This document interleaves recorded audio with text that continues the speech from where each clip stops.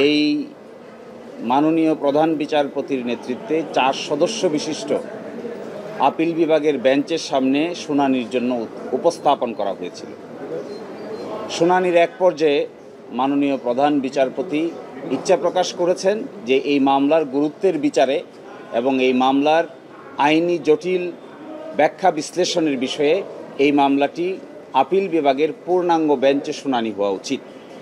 এবং এখন যে বেঞ্চে মামলাটি শুনানি উঠেছিল সেখানে 4 সদস্যের বেঞ্চ ছিল, কিন্তু আপিল বিভাগে এখন বিচারক আছেন সব মিলে 7 জন। এই জন্য পরিস্থিতি বিবেচনায়, গুরুত্বের বিবেচনায় এবং এই মামলার উচ্চতার বিবেচনায় এবং আইনের ব্যাখ্যা বিশ্লেষণের বিবেচনায় এই মামলাটি আগামী 6 তারিখে 1 নম্বর আইটেম হিসেবে পূর্ণাঙ্গ বেঞ্চে শুনানির জন্য দিন নির্ধারণ করেছেন।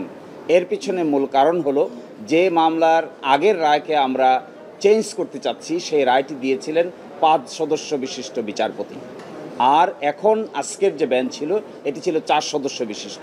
এই জন্য এই মামলার নিষ্পত্তি নিয়ে ভবিষ্যতে কোনো ধরনের কোনো প্রশ্ন যেন উত্থাপন করা না হয় এবং সঠিকভাবে আইনি ব্যাখ্যা বিশ্লেষণ করে যেন এই মামলাটি নিষ্পত্তি করা যায়, এই জন্যই পূর্ণাঙ্গ বেঞ্চে আগামী 6 তারিখে গুরুত্বের বিবেচনায় কজ লিস্টে প্রথম হিসেবে রেখে এই মামলার শুনানি করার সিদ্ধান্ত নিয়েছেন।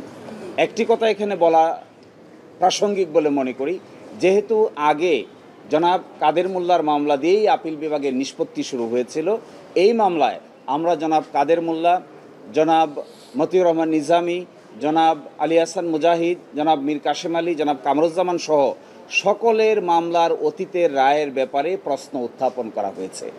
এই জন্যই মাননীয় প্রধান বিচারপতি মনে করছেন যে এত বড় প্রশ্নের সমাধান করার জন্য সুপ্রিম কোর্টের পূর্ণাঙ্গ বেঞ্চ একসাথে বসে যদি এই সিদ্ধান্ত নেন, তবেই এটা আইনের দৃষ্টিকোণ থেকে এবং ভবিষ্যতের দৃষ্টিকোণ থেকে এটি উত্তম হবে।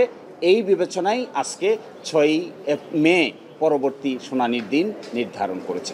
আমরা প্রশ্ন তুলেছিলাম যে আন্তর্জাতিক আইনের প্রযোজ্য হবে কি না, এই প্রশ্ন উঠেছিল জনাব কাদের মোল্লার মামলায়। সেই মামলায় তখনকার আপিল বিভাগ সিদ্ধান্ত নিয়েছিল যে আন্তর্জাতিক আইনের প্রযোজ্যতার কোনো প্রয়োজন নাই। আমরা এখন এসে বলছি এই যে প্রয়োজন নাই বলেছেন, এটাকে আমরা রিভিউ করতে চাই।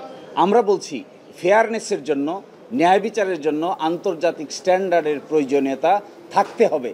এই জন্য প্রধান বিচারপতি সহ আপিল বিভাগ বলছেন এই প্রশ্নের জবাব দেওয়ার জন্য আমাদেরকে পূর্ণাঙ্গ আপিল বিভাগ বসেই এই সিদ্ধান্তটা নিতে হবে। এই জন্যই গুরুত্বের বিচারে এই মামলাটি 6 তারিখে নির্ধারণ করা হয়েছে। আরেকটি ছোট্ট কথা এখানে বলা প্রয়োজন, আগামীকাল থেকে মাননীয় প্রধান বিচারপতি পূর্ব ঘোষিত ছুটির অংশ হিসেবে দেশের বাইরে থাকবেন। এই জন্য 6 তারিখকে ওনারা নির্ধারণ করেছেন 7 জন মাননীয় বিচারপতির সুবিধা অসুবিধা বিবেচনা করে। আমরা আশা করি ওই দিনের পরে আর এই মামলা নতুন করে শুনানির আর কিছু থাকবে না, আমরাও শুনানি শেষ করব, আদালত উপযুক্ত সিদ্ধান্ত উপনীত হবে এবং ওই দিন ওই মামলার গুরুত্বের বিচারেই ফুল বেঞ্চ বসবে। আপনারা জানেন ফুল বেঞ্চ কিন্তু মঙ্গলবারে বসে না। এই মামলা শোনার জন্যই ফুল বেঞ্চ মঙ্গলবারে জাতীয়ভাবে গুরুত্বপূর্ণ সেন্সিটিভ সংবেদনশীল কেস হিসেবেই এই মামলাটি শুধু শুনানির জন্যই 6 তারিখে আপিল বিভাগের পূর্ণাঙ্গ বেঞ্চ বসবেন। আপনারা এটাও জানেন আপিল বিভাগে নতুন করে 2 জন মাননীয় বিচারপতি অ্যাপয়েন্টমেন্ট পেয়েছেন। আগে ছিলেন 5 জন, এখন হয়েছেন 7 জন। আমরা মনে করি এই মামলার গুরুত্বের বিচারে পূর্ণাঙ্গ বেঞ্চে শুনানিই হবে এই মামলার প্রতি ন্যায় বিচার। আন্তর্জাতিক আইনের স্ট্যান্ডার্ড যদি মানা হতো, আমরা সবাই নির্দ্বিধায় মনে করি যাদেরকে ফাঁসি কাস্টে ঝুলানো হয়েছে এবং আজকে যার বিচার করার জন্য আমরা পুনরুত্থান করেছি, রিভিউ ফাইল করেছি, যাদেরকে ফাঁসি কাস্টে ঝুলানো হয়েছে আন্তর্জাতিক স্ট্যান্ডার্ড মানলে তাদের সকলকেই বেকসুর খালাস দিতে হতো। এই মামলা নিয়ে যারা দেশে বিদেশে পৃথিবীর বিভিন্ন জায়গা থেকে উদ্বেগ প্রকাশ করছেন, আমরা তাদের উদ্বেগের প্রতি শ্রদ্ধাশীল এবং সম্মান জানাই।